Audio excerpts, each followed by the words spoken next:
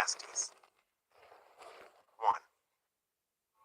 These are the words of the teacher, King David's son who ruled in Jerusalem. Everything is meaningless. Everything is meaningless, says the teacher. Completely meaningless. What do people get for all their hard work under the sun? Generations come and generations go, but the earth never changes. The sun rises and the sun sets, then hurries around to rise again. The wind blows south and then turns north. Around and around it goes, blowing in circles. Rivers run into the sea, but the sea is never full. Then the water returns again to the rivers and flows out again to the sea. Everything is wearisome beyond description. No matter how much we see, we are never satisfied. No matter how much we hear, we are not content. History merely repeats itself. It has all been done before. Nothing under the sun is truly new. Sometimes people say, "Here is something new," but actually, it is old. Nothing is ever truly new. We don't remember what happened in the past, and in future generations, no one will remember what we are doing now. The teacher speaks. The futility of wisdom. I, the teacher, was king of Israel, and I lived in Jerusalem. I devoted myself to search for understanding and to explore by wisdom everything being done under heaven. I soon discovered that God has dealt a tragic existence to the human race. I observed everything going on under the sun, and really, it is all meaningless, like chasing the wind. What is wrong cannot be made right. What is missing cannot be recovered. I said to myself, look, I am wiser than any of the kings who ruled in Jerusalem before me. I have greater wisdom and knowledge than any of them. So I set out to learn everything from wisdom to madness and folly. But I learned firsthand that pursuing all this is like chasing the wind. The greater my wisdom, the greater my grief. To increase knowledge only increases sorrow. 2. The futility of pleasure. I said to myself, come on, let's try pleasure. Let's look for the good things in life. But I found that this too was meaningless. So I said, laughter's silly. What good does it do to seek pleasure? After much thought, I decided to cheer myself with wine. And while still seeking wisdom, I clutched at foolishness. In this way, I tried to experience the only happiness most people find during their brief life in this world. I also tried to find meaning by building huge homes for myself and by planting beautiful vineyards. I made gardens and parks, filling them with all kinds of fruit trees. I built reservoirs to collect the water to irrigate my many flourishing groves. I bought slaves, both men and women, and others were born into my household. I also owned large herds and flocks, more than any of the kings who had lived in Jerusalem before me. I collected great sums of silver and gold, the treasure of many kings and provinces. I hired wonderful singers, both men and women, and had many beautiful concubines. I had everything a man could desire. So I became greater than all who had lived in Jerusalem before me. And my wisdom never failed me. Anything I wanted, I would take. I denied myself no pleasure. I even found great pleasure in hard work, a reward for all my labors. But as I looked at everything I had worked so hard to accomplish, it was all so meaningless, like chasing the wind. There was nothing really worthwhile anywhere. The wise and the foolish. So I decided to compare wisdom with foolishness and madness. For who can do this better than I, the king? I thought, wisdom is better than foolishness, just as light is better than darkness. For the wise can see where they are going, but fools walk in the dark. Yet I saw that the wise and the foolish share the same fate. Both will die. So I said to myself, since I will end up the same as the fool, what is the value of all my wisdom? This is all so meaningless. For the wise and the foolish both die. The wise will not be remembered any longer than the fool. In the days to come, both will be forgotten. So I came to hate life, because everything done here under the sun is so troubling. Everything is meaningless, like chasing the wind. The futility of work.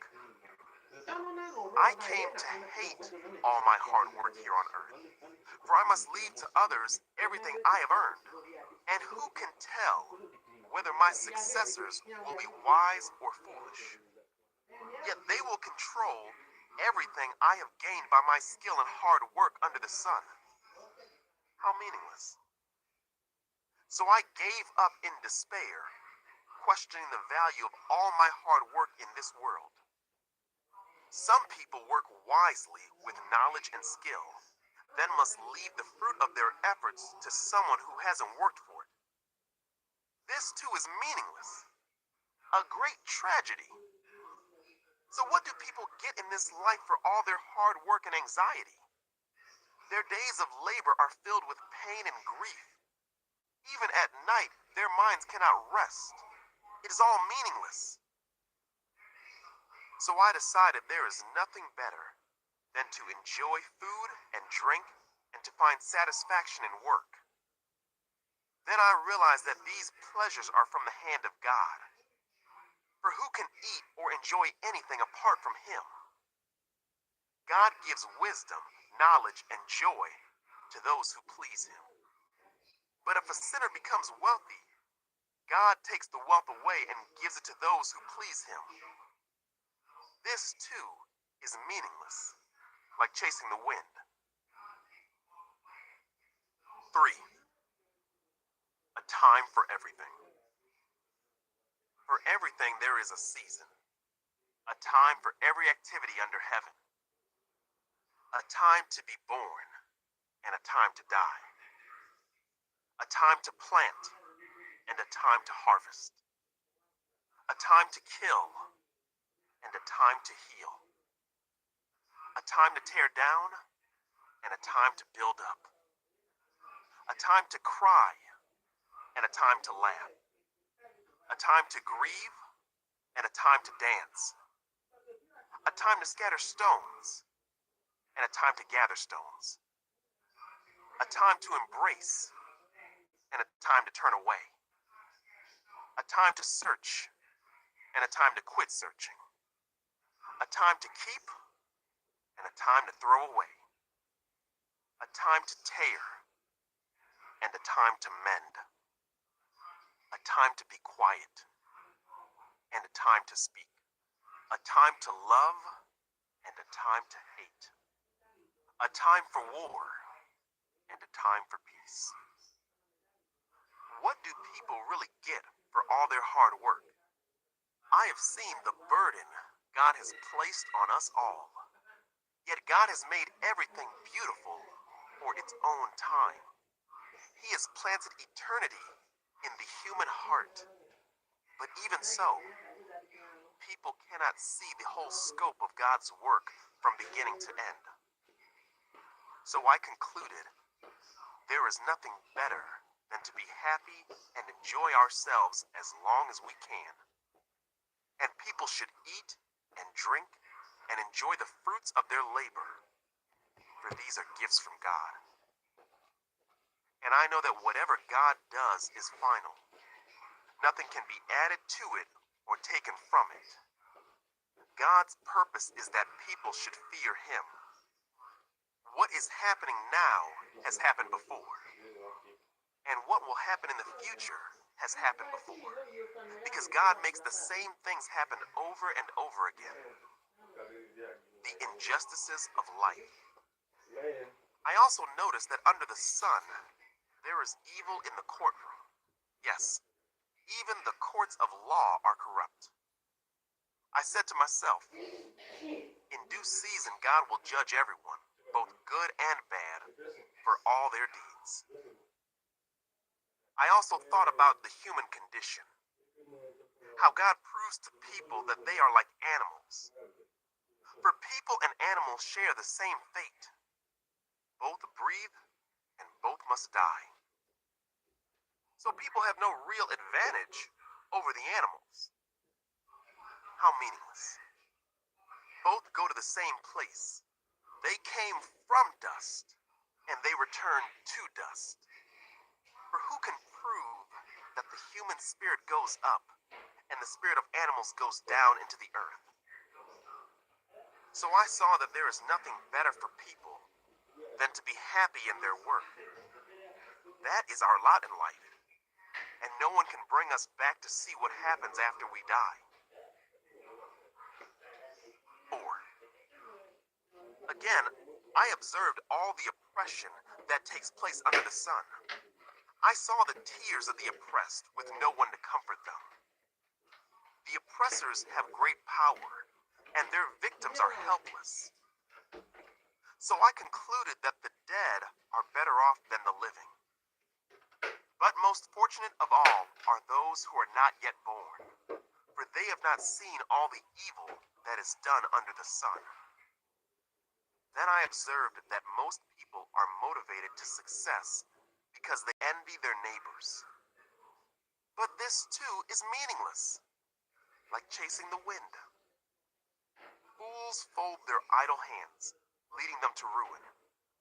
And yet, better to have one handful with quietness than two handfuls with hard work and chasing the wind. The advantages of companionship. I observed yet another example of something meaningless under the sun. This is the case of a man who is all alone, without a child or a brother, yet who works hard to gain as much wealth as he can. But then he asks himself, who am I working for? Why am I giving up so much pleasure now? It is all so meaningless and depressing. Two people are better off than one, for they can help each other succeed. If one person falls, the other can reach out and help. But someone who falls alone is in real trouble. Likewise, two people lying close together can keep each other warm. But how can one be warm alone? A person standing alone can be attacked and defeated. But two can stand back to back and conquer. Three are even better, for a triple-braided cord is not easily broken. The futility of political power. It is better to be a poor but wise youth than an old and foolish king who refuses all advice. Such a youth could rise from poverty and succeed. He might even become king, though he has been in prison. But then everyone rushes to the side of yet another youth who replaces him. Endless crowds stand around him, but then another generation grows up and rejects him too. So it is all meaningless, like chasing the wind. 5. Approaching God with care. As you enter the house of God, keep your ears open and your mouth shut. It is evil to make mindless offerings to God. Don't make rash promises and don't be hasty in bringing matters before God. After all, God is in heaven and you are here on earth, so let your words be few. Too much activity gives you restless dreams. Too many words make you a fool. When you make a promise to God, don't delay in following through, for God takes no pleasure in fools. Keep all the promises you make to Him. It is better to say nothing than to make a promise and not keep it. Don't let your mouth make you sin, and don't defend yourself by telling the temple messenger that the promise you made was a mistake. That would make God angry, and He might wipe out everything you have achieved. Talk is cheap. like daydreams and other useless activities. Fear God instead. The futility of wealth. Don't be surprised if you see a poor person being oppressed by the powerful, and if justice is being miscarried throughout the land. For every official is under orders from higher up, and matters of justice get lost in red tape and bureaucracy. Even the king milks the land for his own profit. Those who love money will never have enough. How meaningless to think that wealth brings true happiness. The more you have, the more people come to help you spend it. So what good is wealth, except perhaps to watch it slip through your fingers? People who work hard sleep well, whether they eat little or much. But the rich seldom get a good night's sleep. There is another serious problem I have seen under the sun. Hoarding riches harms the saver. Money is put into risky investments that turn sour, and everything is lost. In the end, there is nothing left to pass on to one's children. We all come to the end of our lives as naked and empty-handed as on the day we were born. We can't take our riches with us. And this, too, is a very serious problem. People leave this world no better off than when they came. All their hard work is for nothing, like working for the wind.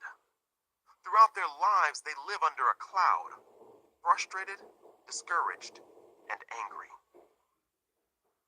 Even so, I have noticed one thing, at least that is good.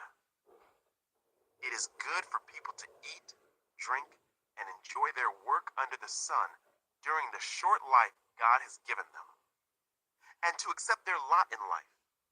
And it is a good thing to receive wealth from God and the good health to enjoy it.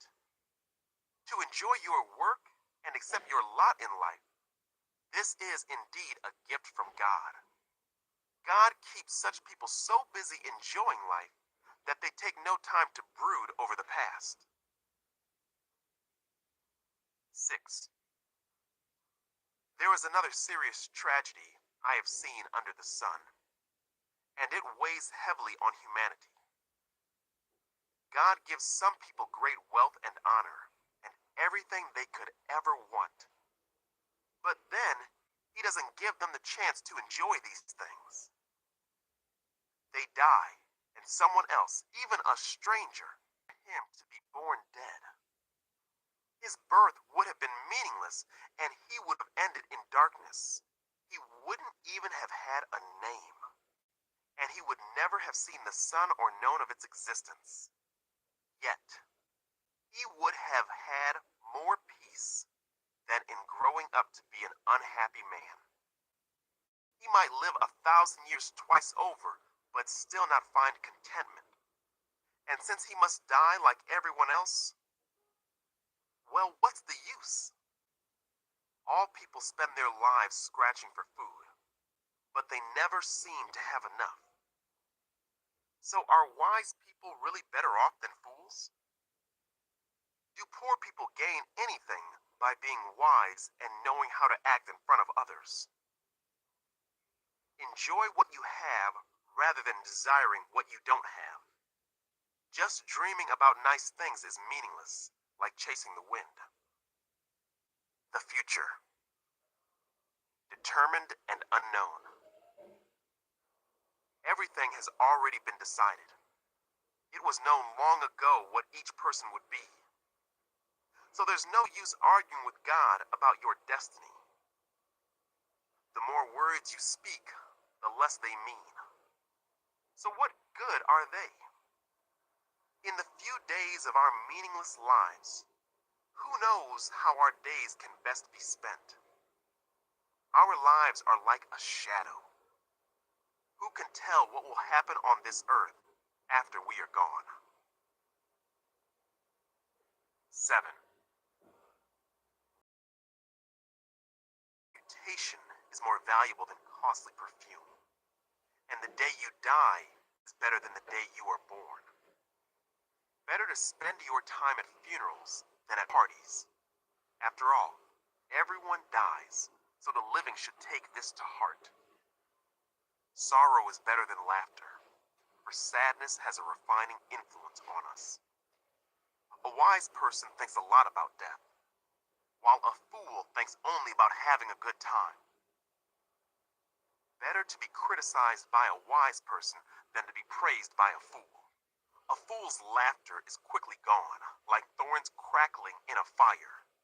This also is meaningless. Extortion turns wise people into fools, and bribes corrupt the heart.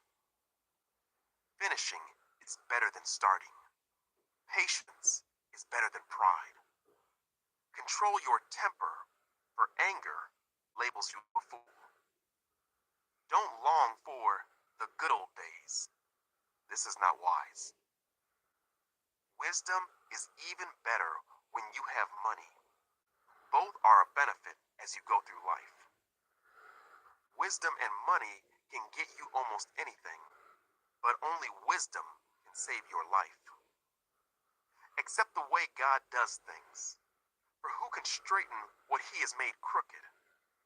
Enjoy prosperity while you can, but when hard times strike, realize that both come from God. Remember that nothing is certain in this life. The limits of human wisdom. I have seen everything in this meaningless life, including the death of good young people and the long life of wicked people. So don't be too good or too wise. Why destroy yourself? On the other hand, don't be too wicked either. Don't be a fool. Why die before your time? Pay attention to these instructions, for anyone who fears God will avoid both extremes. One wise person is stronger than 10 leading citizens of a town. Not a single person on earth is always good and never sins. Don't eavesdrop on others. You may hear your servant curse you, for you know how often you yourself have cursed others. I have always tried my best to let wisdom guide my thoughts and actions. I said to myself, I am determined to be wise. But it didn't work. Wisdom is always distant and difficult to find. I searched everywhere, determined to find wisdom and to understand the reason for things. I was determined to prove to myself that wickedness is stupid and that foolishness is madness. I discovered that a seductive woman is a trap more bitter than death. Her passion is a snare, and her soft hands are chains. Those who are pleasing to God will escape her, but sinners will be caught in her snare. This is my conclusion, says the teacher. I discovered this after looking at the matter from every possible angle. Though I have searched repeatedly, I have not found what I was looking for. Only 1 out of 1,000 men is virtuous, but not one woman. But I did find this. God created people to be virtuous, but they have each turned to follow their own downward path. 8. How wonderful to be wise, to analyze and interpret things. Wisdom lights up a person's face, softening its harshness. Obedience to the king. Obey the king since you vowed to God that you would. Don't try to avoid doing your duty, and don't stand with those who plot evil, for the king can do whatever he wants. His command is backed by great power. No one can resist or question it. Those who obey him will not be punished. Those who are wise will find a time and a way to do what is right. For there is a time and a way for everything, even when a person is in trouble. Indeed, how can people avoid what they don't know is going to happen? None of us can hold back our spirit from departing. None of us has there is no escaping that obligation, that dark battle. And in the face of death, wickedness will certainly not rescue the wicked and the righteous. I have thought deeply about all that goes on here under the sun, where people have the power to hurt each other. I have seen wicked people buried with honor, yet they were the very ones who frequented the temple and are now praised in the same city where they committed their crimes. This too is meaningless. When a crime is not punished quickly, people feel it is safe to do wrong. But even though a person sins 100 times and still lives a long time, I know that those who fear God will be better off. The wicked will not prosper, for they do not fear God. Their days will never grow long like the evening shadows. And this is not all that is meaningless in our world. In this life, good people are often treated as though they were wicked, and wicked people are often treated as though they were good. This is so meaningless. So I recommend having fun, because there is nothing better for people in this world than to eat, drink, and enjoy life. That way they will experience some happiness along with all the hard work God gives them under the sun. In my search for wisdom, and in my observation of people's burdens here on earth, I discover that there is ceaseless activity, day and night. I realize that no one can discover everything God is doing under the sun.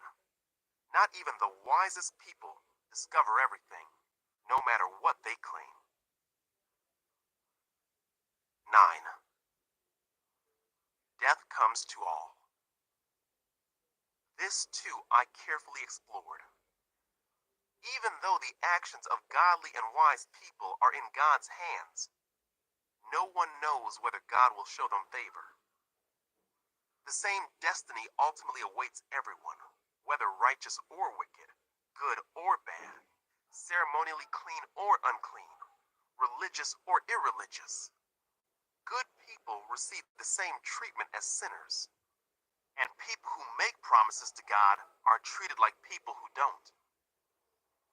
It seems so wrong that everyone under the sun suffers the same fate. Already twisted by evil, people choose their own mad course, for they have no hope. There is nothing ahead but death anyway. There is hope only for the living. As they say, it's better to be a live dog than a dead lion. The living at least know they will die, but the dead know nothing. They have no further reward, nor are they remembered. Whatever they did in their lifetime, loving, hating, envying, is all long gone. They no longer play a part in anything here on earth. So go ahead. Eat your food with joy and drink your wine with a happy heart, for God approves of this. Wear fine clothes with a splash of cologne. Live happily with the woman you love through all the meaningless days of life that God has given you under the sun. The wife God gives you is your reward for all your earthly toil. Whatever you do, do well. For when you go to the grave, there will be no work or planning or knowledge or wisdom. I have observed something else under the sun. The fastest runner doesn't always win the race, and the strongest warrior doesn't always win the battle. The wise sometimes go hungry, and the skillful are not necessarily wealthy, and those who are educated don't always lead successful lives. It is all decided by chance, by being in the right place at the right time. People can never predict when hard times might come. Like fish in a net or birds in a trap, people are caught by sudden tragedy. Thoughts on wisdom and folly. Here is another bit of wisdom that has impressed me as I have watched the way our world works. There was a small town with only a few people, and a great king came with his army and besieged it. A poor wise man knew how to save the town, and so it was rescued. But afterward, no one thought to thank him. So even though wisdom is better than strength, those who are wise will be despised if they are poor. What they say will not be appreciated for long. Better to hear the quiet words of a wise person than the shouts of a foolish king. Better to have wisdom than weapons of war. But one sinner can destroy much that is good. 10. As dead flies cause even a bottle of perfume to stink, so a little foolishness spoils great wisdom and honor. A wise person chooses the right road. A fool takes the wrong one. You can identify fools just by the way they walk down the street. If your boss is angry at you, don't quit. A quiet spirit can overcome even great mistakes. The ironies of life. There is another evil I have seen under the sun. Kings and rulers make a grave mistake when they give great authority to foolish people and low positions to people of proven worth. I have even seen servants riding horseback like princes, and princes walking like servants. When you dig a well, you might fall in. When you demolish an old wall, you could be bitten by a snake. When you work in a quarry, stones might fall and crush you. When you chop wood, there is danger with each stroke of your axe. Using a dull axe requires great strength, so sharpen the blade. That's the value of wisdom. It helps you succeed. If a snake bites before you charm it, what's the use of being a snake charmer? Wise words bring approval, but fools are destroyed by their own words. Fools base their thoughts on foolish assumptions, so their conclusions will be wicked madness. They chatter on and on. No one really knows what's going to happen. No one can predict the future. Fools are so exhausted by a little work that they can't even find their way home. What sorrow for the land ruled by a servant, the land whose leaders feast in the morning. Happy is the land whose king is a noble leader, and whose leaders feast at the proper time to gain strength for their work, not to get drunk. Laziness leads to a sagging roof. Idleness leads to a leaky house. A party gives laughter, wine gives happiness, and money gives everything. Never make light of the king even in your thoughts, and don't make fun of the powerful even in your own bedroom. For a little bird might deliver your message and tell them what you said. 11. The uncertainties of life. Send your grain across the seas, and in time profits will flow back to you. But divide your investments among many places, for you do not know what risks might lie ahead.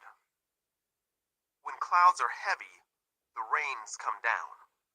Whether a tree falls north or south, it stays where it falls. Farmers who wait for perfect weather never plant. If they watch every cloud, they never harvest. Just as you cannot understand the path of the wind or the mystery of a tiny baby growing in its mother's womb, so you cannot understand the activity of God who does all things. Plant your seed in the morning and keep busy all afternoon. For you don't know if profit will come from one activity or another, or maybe both. Advice for young and old. Light is sweet. How pleasant to see a new day dawning. When people live to be very old, let them rejoice in every day of life. But let them also remember there will be many dark days.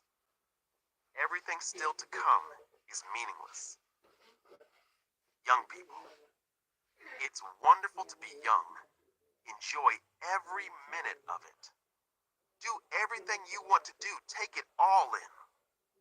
But remember that you must give an account to God for everything you do. So refuse to worry and keep your body healthy. But remember that youth, with a whole life before you, is meaningless. 12. Don't let the excitement of youth cause you to forget your Creator. Honor Him in your youth before you grow old and say, life is not pleasant anymore. Remember Him before the light of the sun, moon, and stars is dim to your old eyes, and rain clouds continually darken your sky. Remember Him before your legs, the guards of your house, start to tremble, and before your shoulders, the strong men stoop.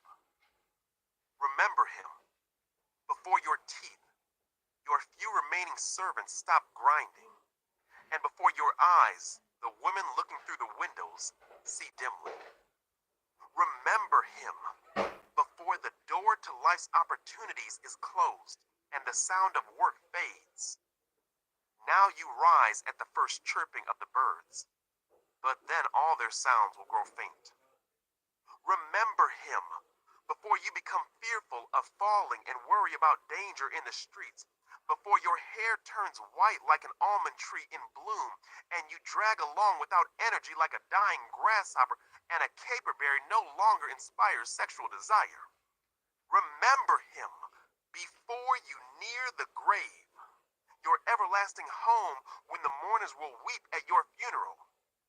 Yes, remember your Creator now, while you are young, before the silver cord of life snaps and the golden bowl is broken. Don't wait until the water jar is smashed at the spring and the pulley is broken at the well, for then the dust will return to the earth and the spirit will return to God who gave it. Concluding thoughts about the teacher. Everything is meaningless, says the teacher, completely meaningless. Keep this in mind. The teacher was considered wise, and he taught the people everything he knew. He listened carefully to many proverbs, studying and classifying them. The teacher sought to find just the right words to express truths clearly.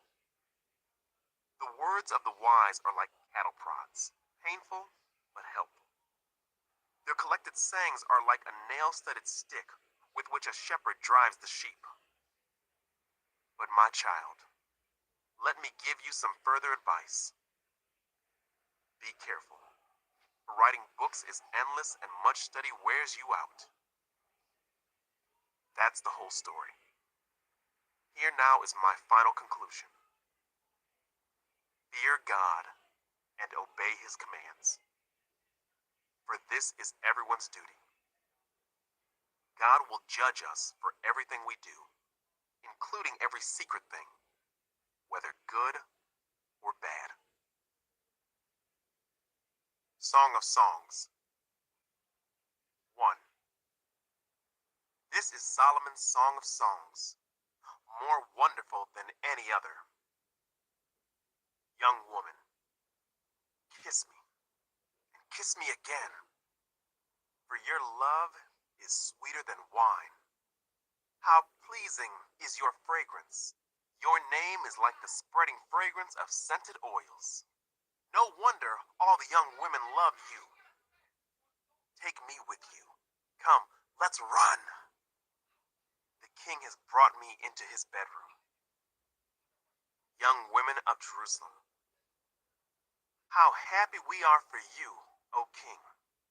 We praise your love even more than wine. Young woman, how right they are to adore you. I am dark, but beautiful. O women of Jerusalem, dark as the tents of Kedar, dark as the curtains of Solomon's tents. Don't stare at me because I am dark.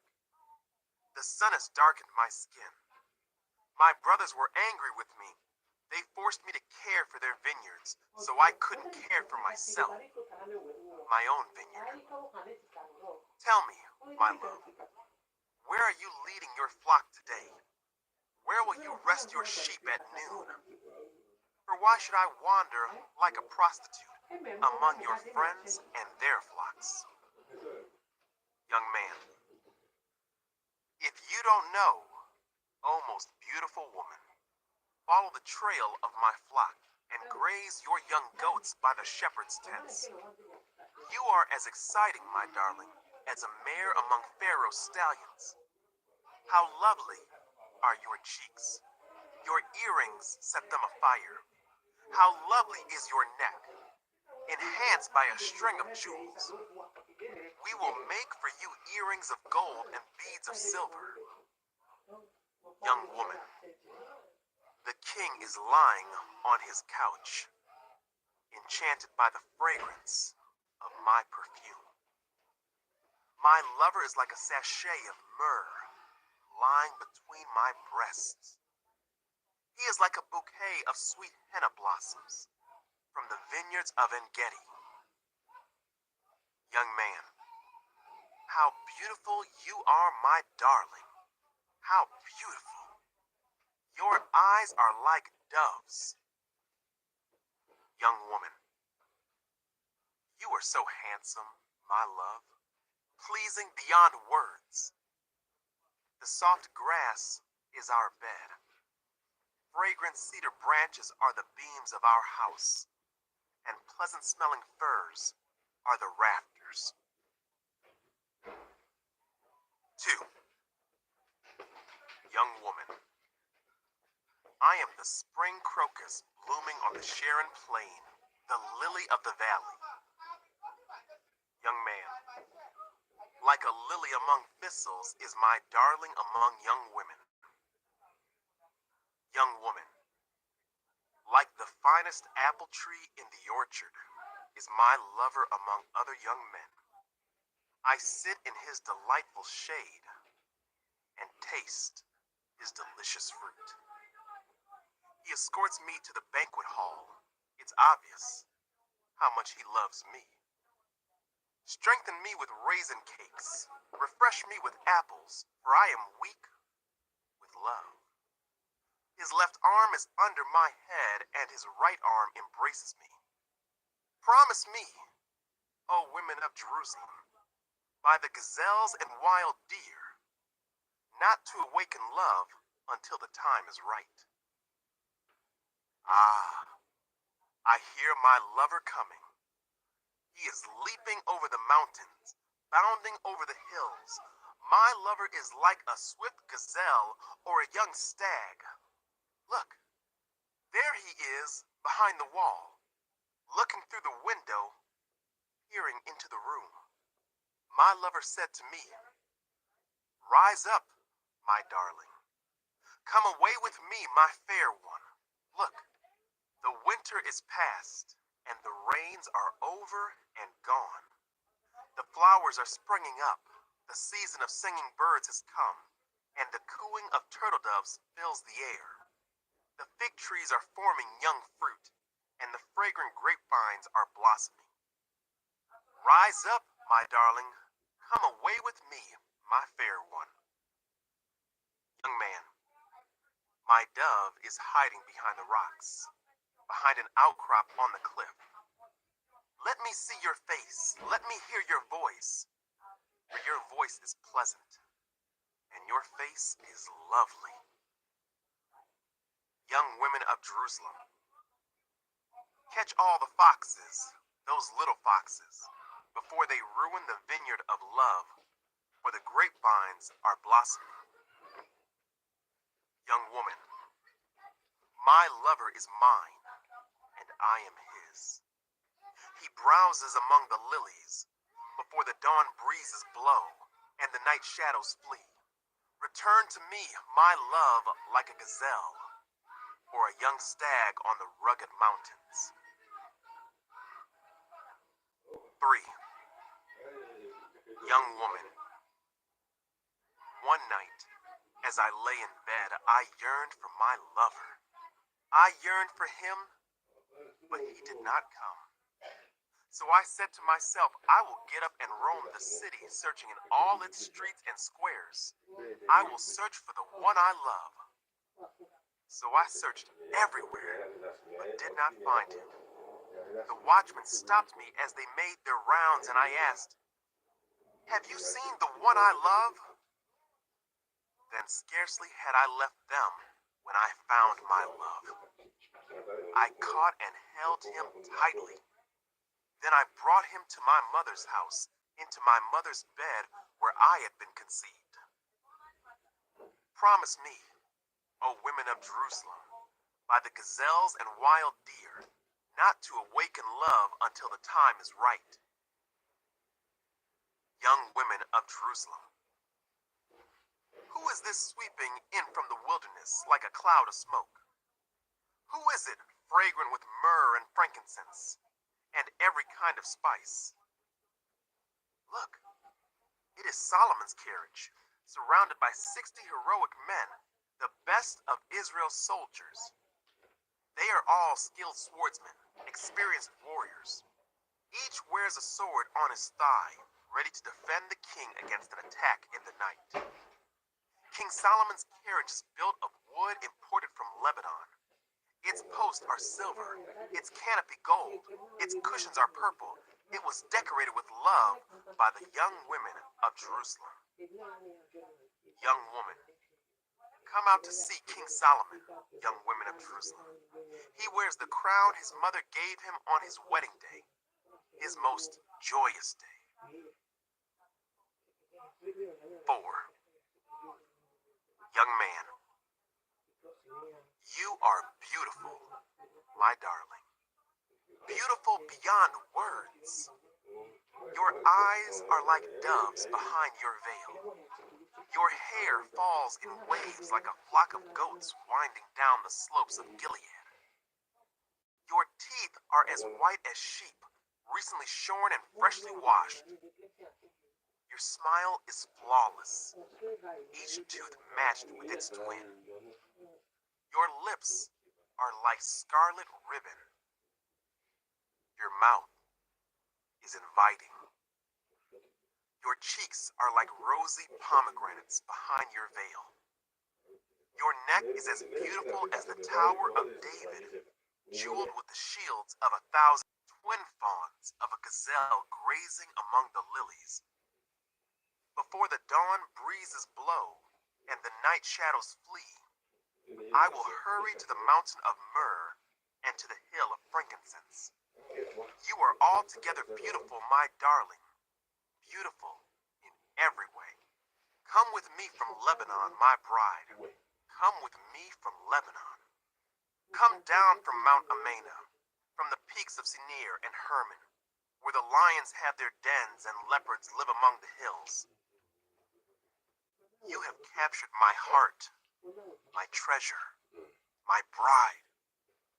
You hold it hostage with one glance of your eyes, with a single jewel of your necklace. Your love delights me, my treasure, my bride. Your love is better than wine, your perfume more fragrant than spices. Your lips are as sweet as nectar, my bride. Honey and milk are under your tongue. Your clothes are scented like the cedars of Lebanon. You are my private garden, my treasure, my bride.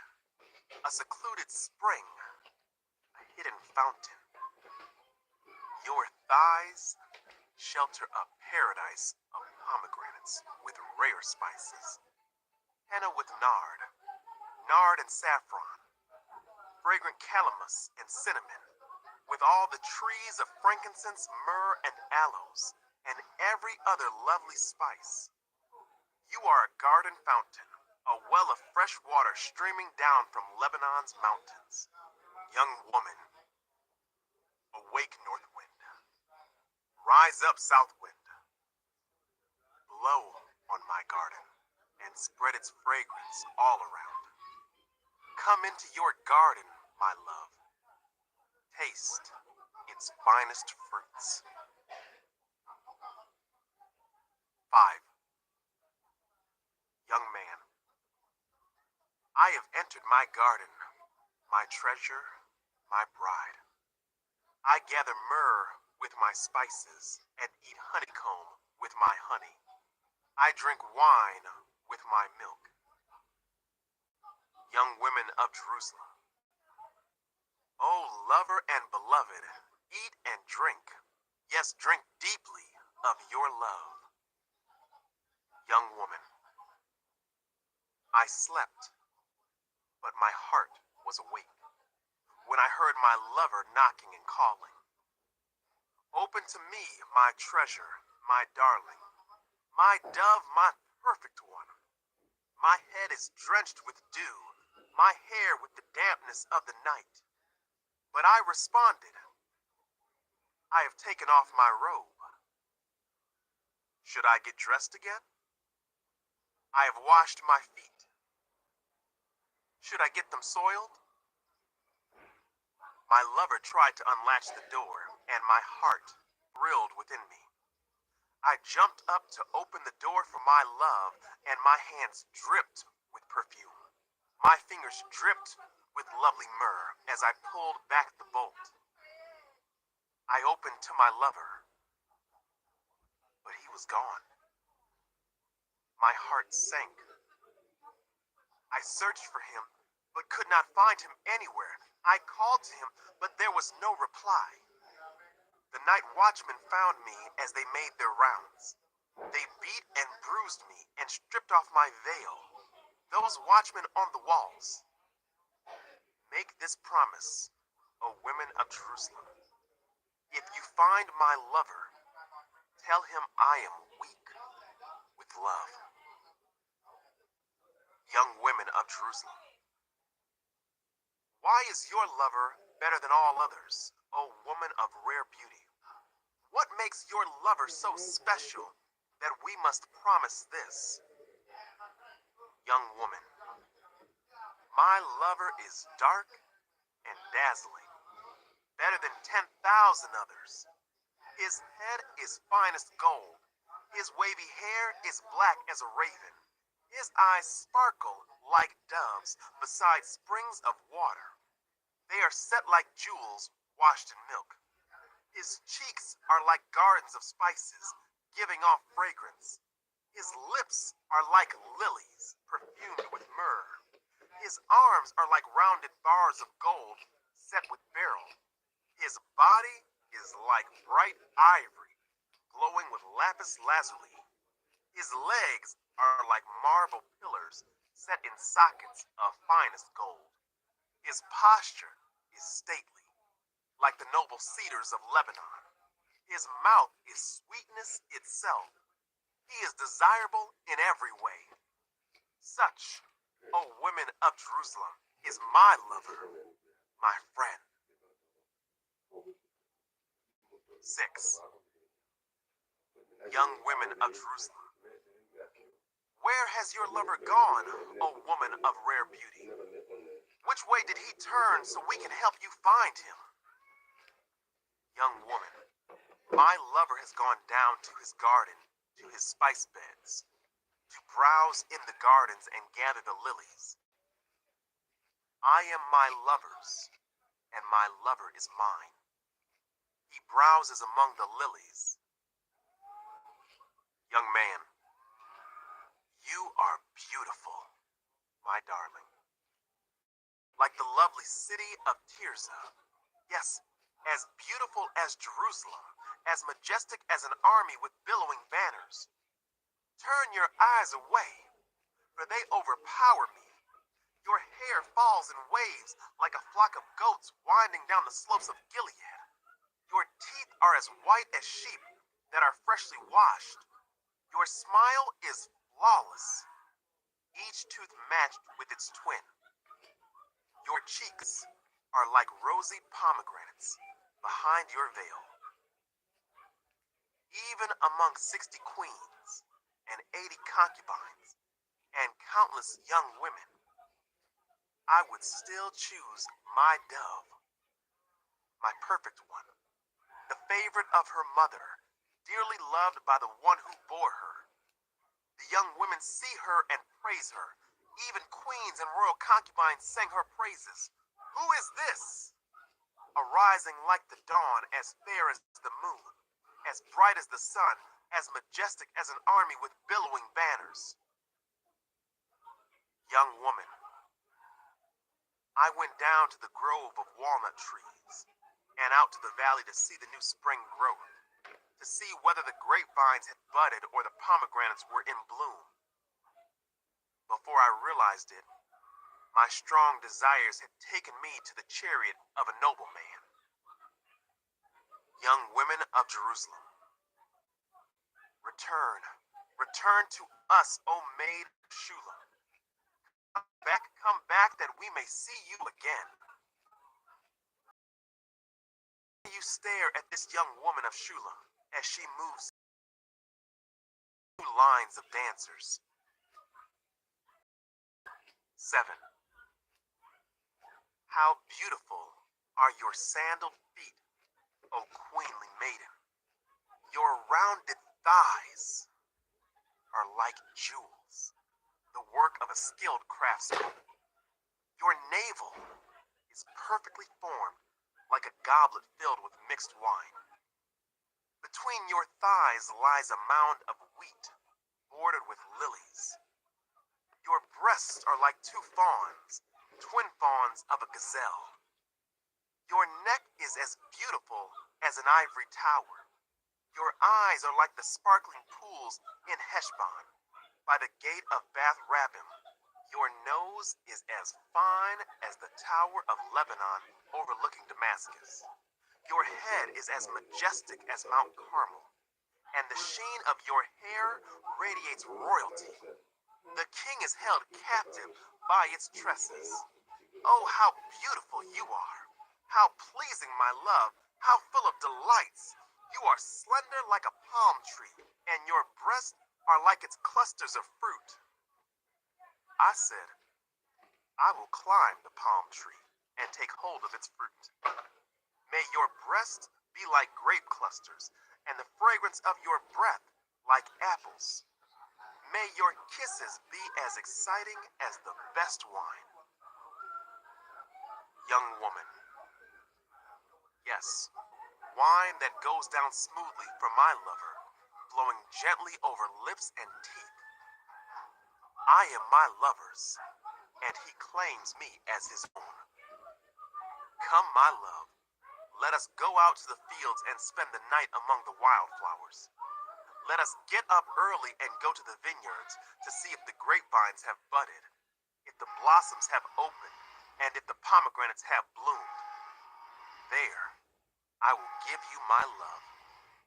There, the mandrakes give off their fragrance, and the finest fruits are at our door. New delights as well as old, which I have saved for you, my lover. 8. Young woman, oh, I wish you were my brother who nursed at my mother's breast. Then I could kiss you no matter who was watching, and no one would criticize me. I would bring you to my childhood home, and there you would teach me. I would give you spiced wine to drink, my sweet pomegranate wine. Your left arm would be under my head, and your right arm would embrace me. Promise me, O women of Jerusalem, not to awaken love until the time is right. Young women of Jerusalem, who is this sweeping in from the desert, leaning on her lover? Young woman, I aroused you under the apple tree, where your mother gave you birth, where in great pain she delivered you. Place me like a seal over your heart, like a seal on your arm. For love is as strong as death, its jealousy as enduring as the grave. Love flashes like fire, the brightest kind of flame. Many waters cannot quench love, nor can rivers drown it. If a man tried to buy love with all his wealth, his offer would be utterly scorned. young woman's brothers. We have a little sister, too young to have breast. What will we do for our sister if someone asks to marry her? If she is a virgin like a wall, we will protect her with a silver tower. But if she is promiscuous like a swinging door, we will block her door with a cedar bar. Young woman, I was a virgin like a wall. Now my breasts are like towers. When my lover looks at me, he is delighted with what he sees. Solomon has a vineyard at Belhaman, which he leases out to tenant farmers. Each of them pays 1,000 pieces of silver for harvesting its fruit. But my vineyard is mine to give, and Solomon need not pay 1,000 pieces of silver, but I will give 200 pieces to those who care for its vines. Young man, oh my darling, lingering in the gardens, your companions are fortunate to hear your voice. Let me hear it too. Young woman, come away, my love. Be like a gazelle or a young stag on the mountains of spices. Isaiah 1. These are the visions that Isaiah, son of Amos, saw concerning Judah and Jerusalem. He saw these visions during the years when Uzziah, Jotham, Ahaz, and Hezekiah were kings of Judah. A message for rebellious Judah. Listen, O heavens. Pay attention, earth. This is what the Lord says. The children I raised and cared for have rebelled against me. Even an ox knows its owner, and a donkey recognizes its master's care. But Israel doesn't know its master. My people don't recognize my care for them. Oh, what a sinful nation they are, loaded down with the burden of guilt. They are evil people, corrupt children, who have rejected the Lord. They have despised the Holy One of Israel and turned their backs on him. Why do you continue to invite punishment? Must you rebel forever? Your head is injured and your heart is sick. You are battered from head to foot, covered with bruises, welts, and wounds, without any soothing ointments or bandages. Your country lies in ruins, and your towns are burned. Foreigners plunder your fields before your eyes and destroy everything they see. Beautiful Jerusalem stands abandoned, like a watchman's shelter in a vineyard, like a lean-to in a cucumber field after the harvest, like a helpless city under siege. If the Lord of heaven's armies had not spared a few of us, we would have been wiped out like Sodom, destroyed like Gomorrah. Listen to the Lord, you leaders of Sodom.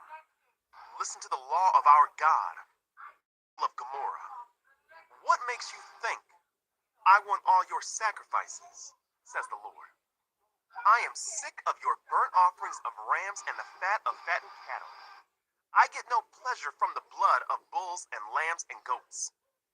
When you come to worship me, who asked you to pray through my courts with all your ceremony? Stop bringing your meaningless gifts. The incense of your offerings disgust me. As for your celebrations of the new moon and the Sabbath, and your special days for fasting, they are all sinful and false. I want no more of your pious meetings. I hate your new moon celebrations and your annual festivals. They are a burden to me. I cannot stand them. When you lift up your hands in prayer, I will not look. Though you offer many prayers, I will not listen, for your hands are covered with the blood of innocent victims. Wash yourselves and be clean. Get your sins out of my sight. Give up your evil ways. justice. Help the oppressed. Defend the cause of orphans. Fight for the rights of widows. Come now, let's settle this, says the Lord. Though your sins are like scarlet, I will make them as white as snow.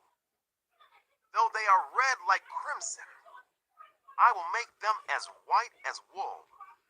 If you will only obey me, you will have plenty to eat. But if you turn away and refuse to listen, you will be devoured by the sword of your enemies. I, the Lord, have spoken. Unfaithful Jerusalem. See how Jerusalem, once so faithful, has become a prostitute? Once the home of justice and righteousness, she is now filled with murderers.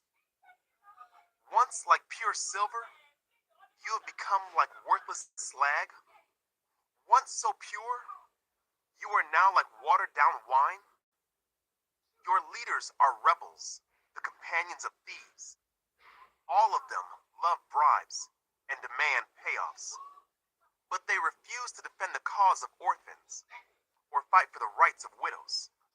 Therefore the Lord of heaven's armies, the mighty one of Israel says, I will take revenge on my enemies and pay back my foes. I will raise my fist against you. I will melt you down and skim off your slag. I will remove all your impurities. Then I will give you good judges again, and wise counselors like you used to have. Then Jerusalem will again be called the home of justice and the faithful city. Zion will be restored by justice. Those who repent will be revived by righteousness. But rebels and sinners will be completely destroyed, and those who desert the Lord will be consumed. You will be ashamed of your idol worship in groves of sacred oaks. You will blush because you worship in gardens dedicated to idols. You will be like a great tree with withered leaves, like a garden without water. The strongest among you will disappear like straw. Their evil deeds will be the spark that sets it on fire. They and their evil works will burn up together, and no one will be able to put out the fire. 2. The Lord's future reign. This is a vision that Isaiah, son of Amos, saw concerning Judah and Jerusalem. In the last days, the mountain of the Lord's house will be the highest of all, the most important place on earth. It will be raised above the other hills, and people from all over the world will stream there to worship. People from many nations will come and say, Come, let us go up to the mountain of the Lord, to the house of Jacob's God. There, he will teach us his ways, and we will walk in his paths. For the Lord's teaching will go out from Zion. His word will go out from Jerusalem. The Lord will mediate between nations and will settle international disputes. They will hammer their swords into plowshares and their spears into pruning hooks.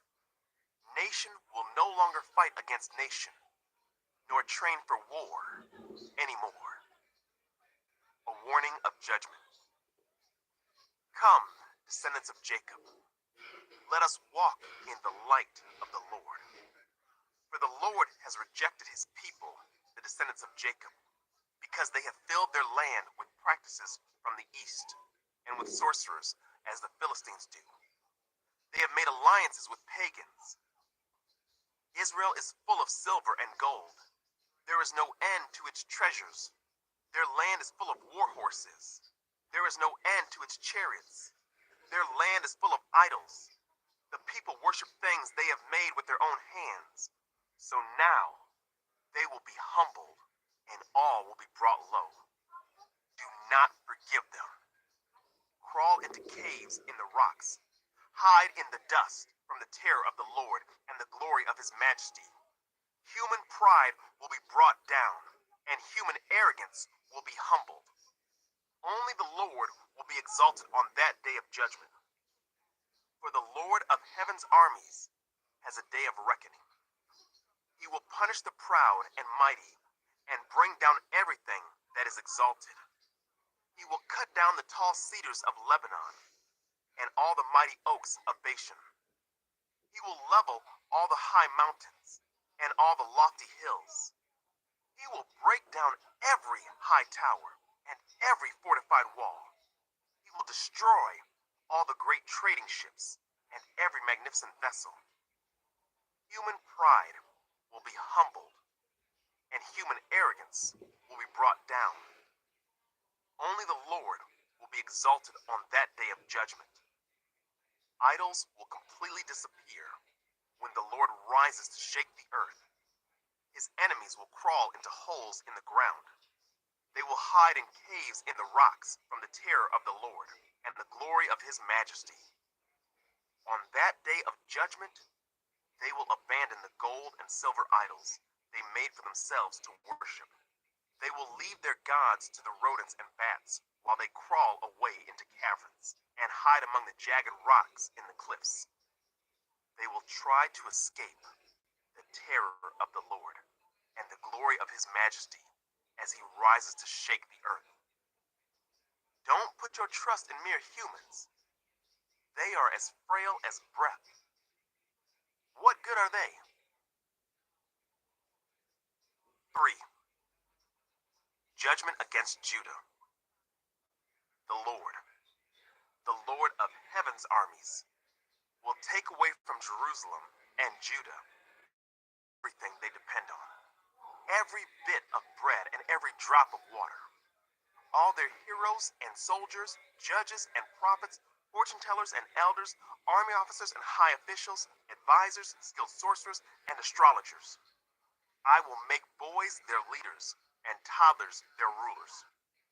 People will oppress each other, man against man, neighbor against neighbor.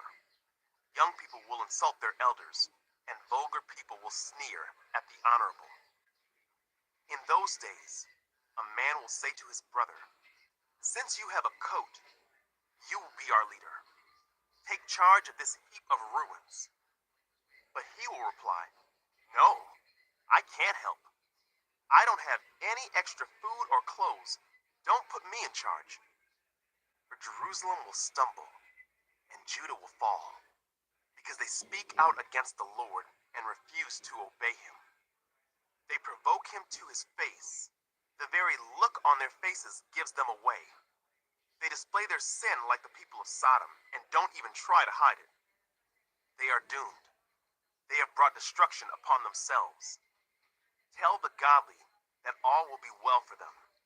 They will enjoy the rich reward they have earned. But the wicked are doomed, for they will get exactly what they deserve.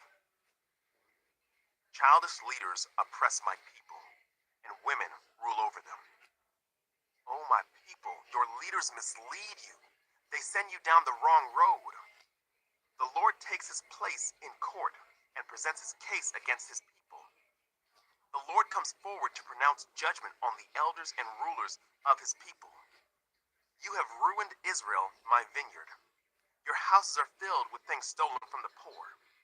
How dare you crush my people, grinding the faces of the poor into the dust, demands the Lord of heaven's armies. A warning to Jerusalem.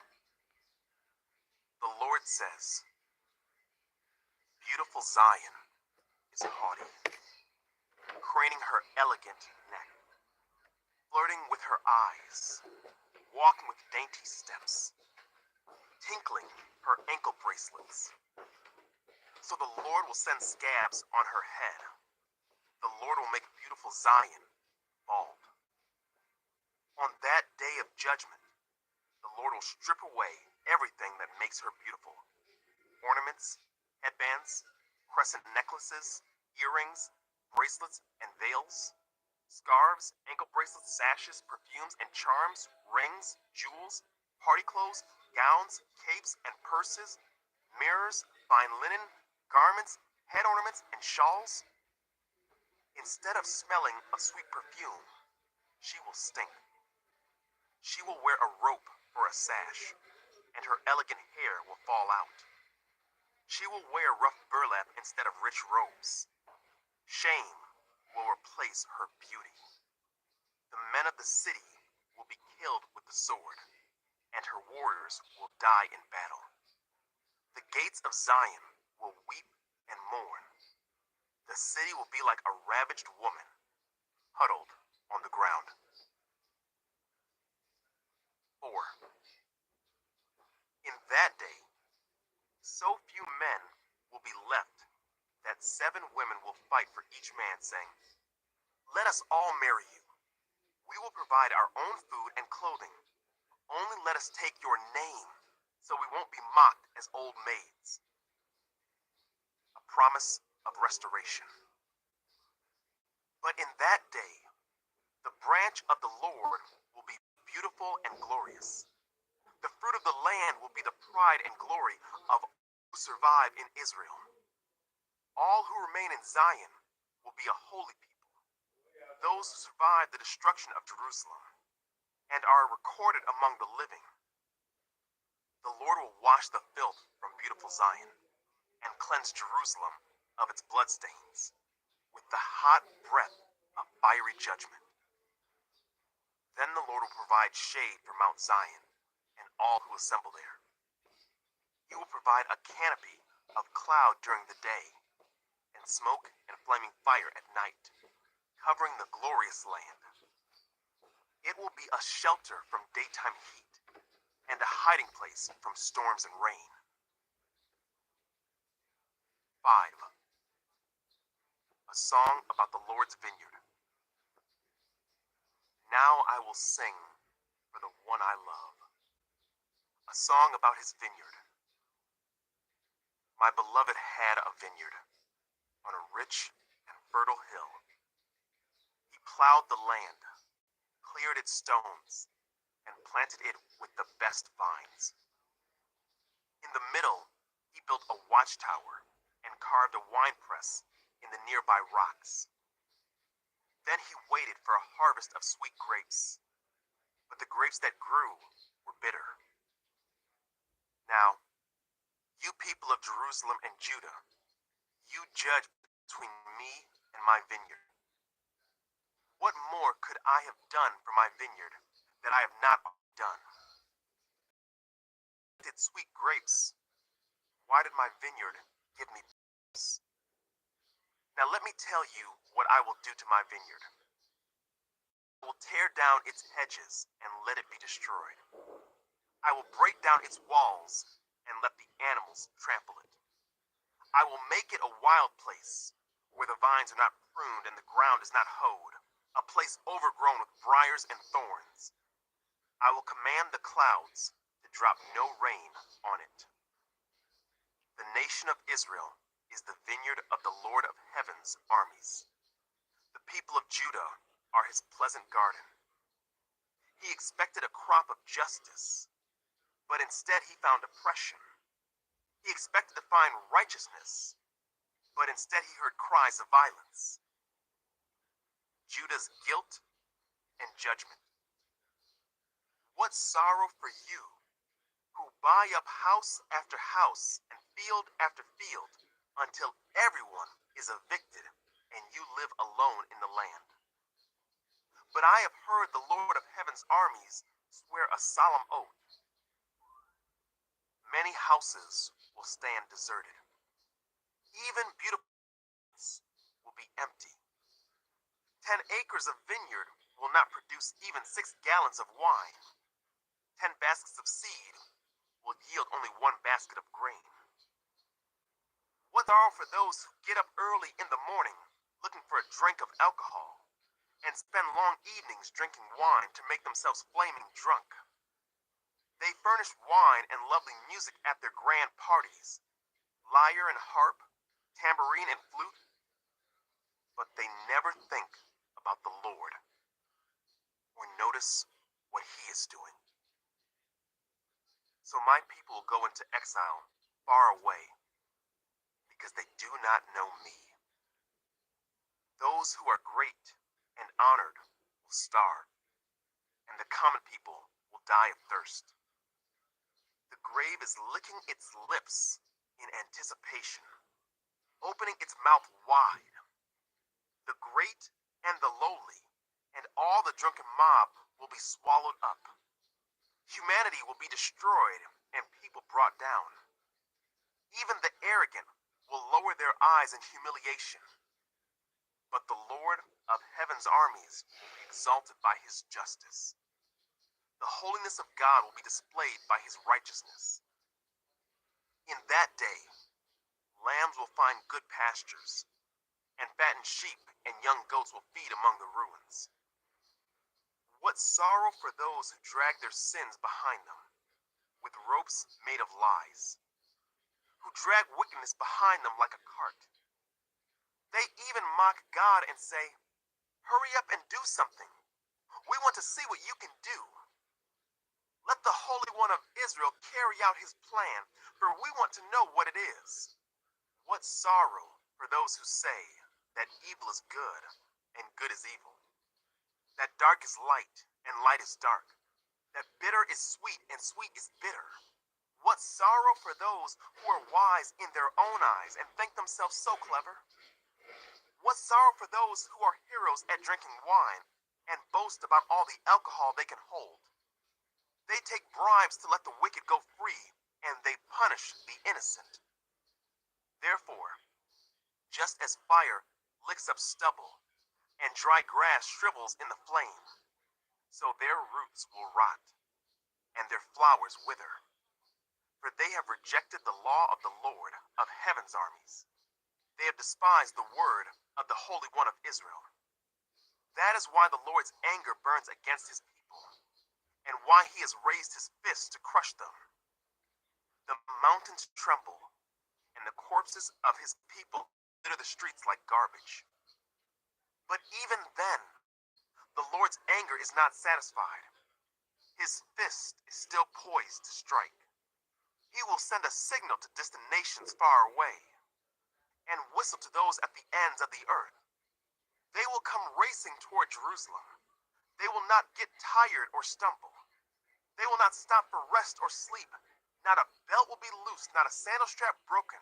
Their arrows will be sharp, and their bows ready for battle. Sparks will fly from their horses' hooves, and the wheels of their chariots will spin like a whirlwind. They will roar like lions, like the strongest of lions. Growling, they will pounce on their victims and carry them off, and no one will be there to rescue them. They will roar over their victims on that day of destruction like the roaring of the sea. If someone looks across the land, only darkness and distress will be seen. Even the light will be darkened by clouds. 6. Isaiah's cleansing and call. It was in the year King Uzziah died that I saw the Lord.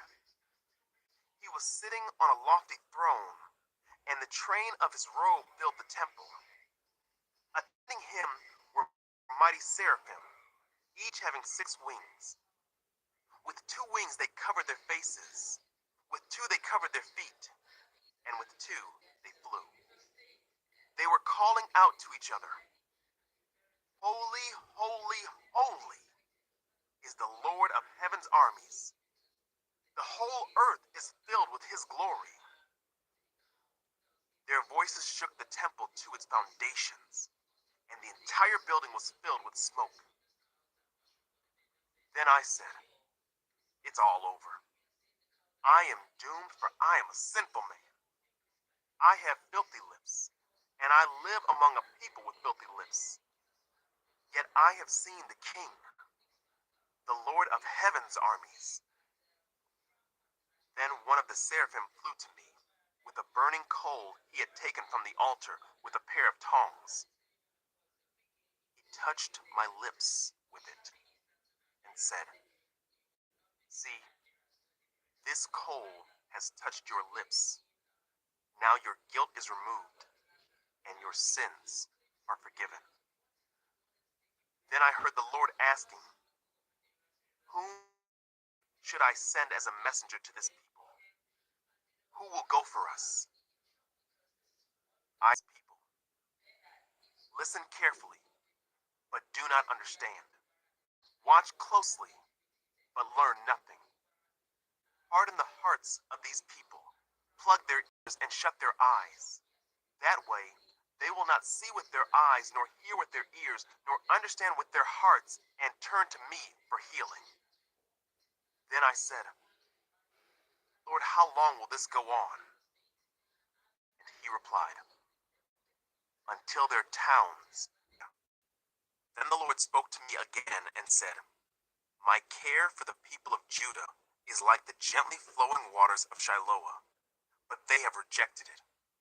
They are rejoicing over what will happen to King Rezin and King Pekah. Therefore the Lord will overwhelm them with a mighty flood from the Euphrates River. The king of Assyria and all his glory. This flood will overflow all its channels and sweep into Judah until it is chin deep. It will spread its wings, submerging your land from one end to the other, O Emmanuel. Huddle together, you nations, and be terrified. Listen, all you distant lands. Prepare for battle, but you will be crushed. Yes, prepare for battle, but you will be crushed. Call your councils of war, but they will be worthless. Develop your strategies, but they will not succeed. For God is with us. A call to trust the Lord. The Lord has given me a strength like everyone else does. He said, call everything a conspiracy like they do, and don't live in dread of what frightens them. Make the Lord of heaven's armies holy in your life. He is the one you should fear. He is the one who should make you tremble. He will keep you safe. But to Israel and Judah, he will be a stone that makes people stumble, a rock that makes them fall. And for the people of Jerusalem, he will be a trap and a snare. Many will stumble and fall, never to rise again. They will be snared and captured. Preserve the teaching of God. Entrust his instructions to those who follow me. I will wait for the Lord, who has turned away from the descendants of Jacob. I will put my hope in him. I and the children the Lord has given me serve as signs and warnings to Israel from the Lord of heaven's armies, who dwells in his temple on Mount Zion. Someone may say to you, let's ask the mediums and those who consult the spirits of the dead. With their whisperings and mutterings, they will tell us what to do. But shouldn't people ask God for guidance? Should the living seek guidance dead? To God's instructions and teachings. People who contradict his word are completely in the dark. They will go from one place to another, weary and hungry. And because they are hungry, they will rage and curse their king and their God. They will look up to heaven and down at the earth, but wherever they look, there will be trouble and anguish and dark despair. They will be thrown out into the darkness. 9. Hope in the Messiah. Nevertheless, that time of darkness and despair will not go on forever. The land of Zebulun and Naphtali will be humbled, but there will be a time in the future when Galilee of the Gentiles, which lies along the road that runs between the Jordan and the sea, will be filled with glory. The people who walk in darkness will see a great light. For those who live in a land of deep darkness, a light will shine. You will enlarge the nation of Israel, and its people will rejoice. They will rejoice before you as people rejoice at the harvest, and like warriors dividing the plunder. For you will break the yoke of their slavery and lift the heavy burden from their shoulders.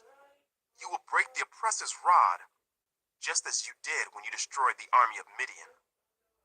The boots of the warrior and the uniforms bloodstained by war will all be burned. They will be fuel for fire. For a child is born to us, a son is given to us, The government will rest on his shoulders, and he will be called Wonderful Counselor, Mighty God, Everlasting Father, Prince of Peace.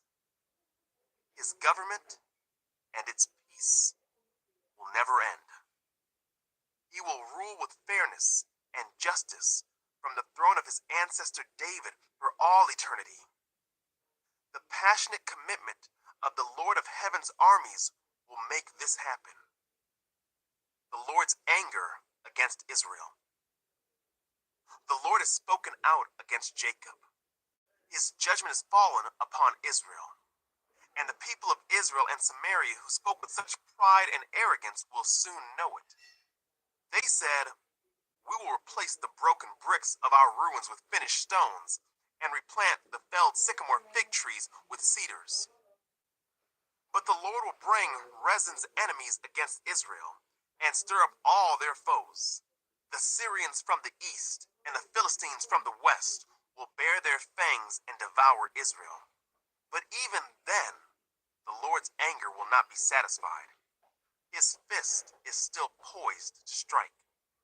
For after all this punishment, the people will still not repent. They will not seek the Lord of Heaven's armies.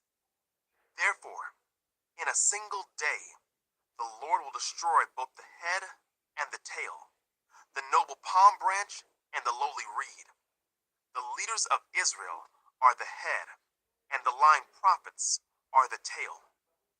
For the leaders of the people have misled them. They have led them down the path of destruction. That is why the Lord takes no pleasure in the young men, and shows no mercy even to the widows and orphans. For they are all wicked hypocrites, and they all speak foolishness. But even then, the Lord's anger will not be satisfied. His fist is still poised to strike.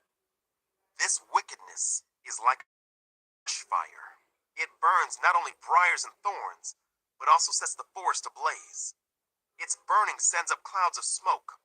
The land will be blackened by the fury of the Lord of Heaven's armies. The people will be fuel for the fire, and no one will spare even his own brother. They will attack their neighbor on the right, but will still be hungry. They will devour their neighbor on the left, but will not be satisfied. They will even eat their own children. Manasseh will feed on Ephraim. Ephraim will feed on Manasseh, and both will devour Judah.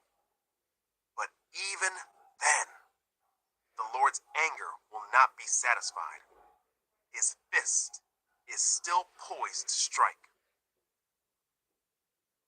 10. What sorrow awaits the unjust judges and those who issue unfair laws. They deprive the poor of justice and deny the rights of the needy among my people. They prey on widows and take advantage of orphans. What will you do when I punish you? When I send disaster upon you from a distant land? To whom will you turn for help?